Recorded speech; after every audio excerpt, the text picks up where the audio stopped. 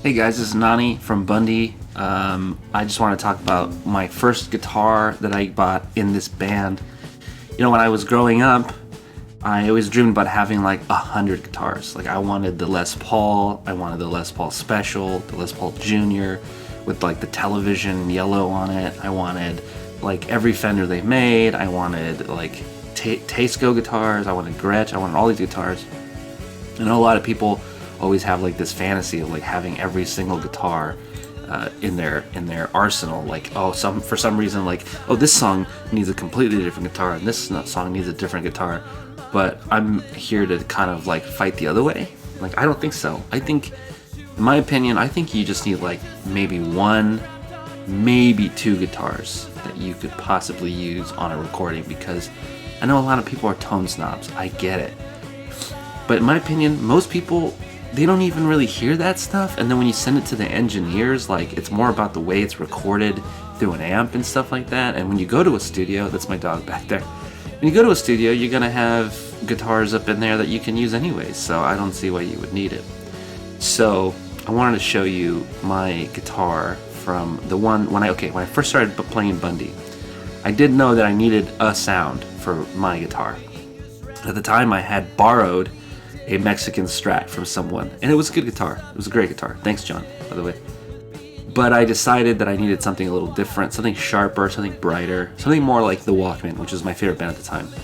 So I went to the Guitar Center, and I was gonna get a, what was it called? It was one of the surf guitars. I can't remember the name of it, but they didn't have it. It was like in surf green or whatever. They didn't have it.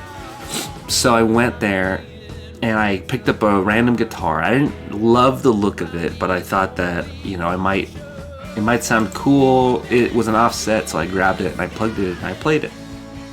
And this was the guitar.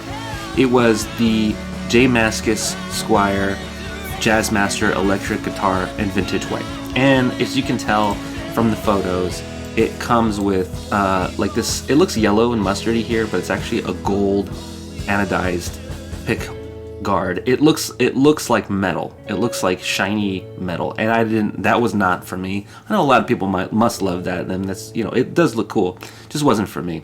And it came in this cream color, which I thought was fine. I thought it was a little boring for me, but I thought, you know what? The sound and the feel of this thing is amazing. So I'm just gonna get it. Why not? I'm just gonna get it. And at the time they wouldn't give me a discount, so I bought it on Amazon, and I bought a case for it. I ended up saving money. So, or not Amazon, it was eBay. Just the point of the story is, Guitar Center, I know they're dying and everything, but they're really, they're just ridiculous.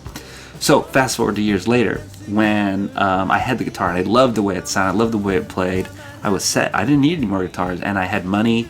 I could have bought more guitars. I had opportunities. Could have bought those guitars. Didn't fall for it. What I did fall for was for modifying my guitar, because I noticed that a lot of people at this time were buying this guitar. It had just come out and a lot of people really liked it. So my solution, very simple solution, was to change the pick guard. I changed it from the metal anodized gold to a cream kind of like green, like a mint green, and I thought it looked really good, but it still needed something. So then I took some paint and I painted around the edges where it's soft. It's not laminated the same on the top as it is on the sides of it where it's beveled. Changed that to pink, and then I added a bunch of eyeballs.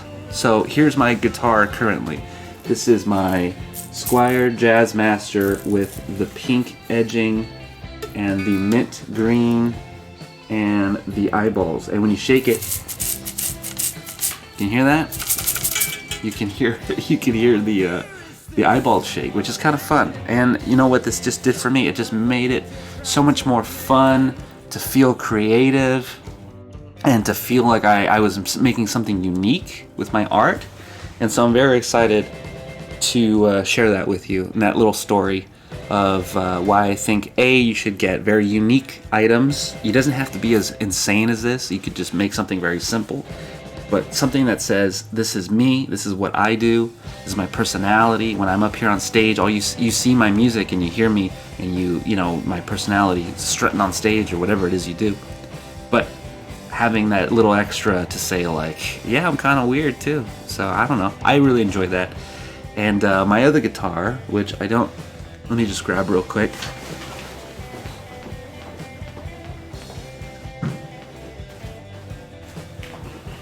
My other guitar is this Grestch Electormatic. I got this when I was about 17. I've had this for years. I refused to sell it. I got a very nice offer from a man in a band called Rainwolf. He offered to buy me this guitar, and I said, I'm okay. This is a childhood guitar I will never sell, and I really appreciate it. Unless, times are tough, then we'll talk. But this is what I did to this guitar. I slapped a bunch of paint on it, and it says woof. And unfortunately, the pot is hanging out. That broke a while ago, and so I put a salsa carton and jammed it back in there. Now that's a pretty terrible fix. You really shouldn't do that, but I thought it was unique and different, so I just went for it. I remember one of my favorite artists, Rob Crow from Pinback. He has got a Les Paul with just duct tape all over it, and he just, he has the guitars. I've seen him with the guitars, I think. But he just loves that guitar. That's his signature guitar. So when I think of him, I think of that guitar. And I know Slash, he's a Les Paul guy, but he's got like a million Les Pauls.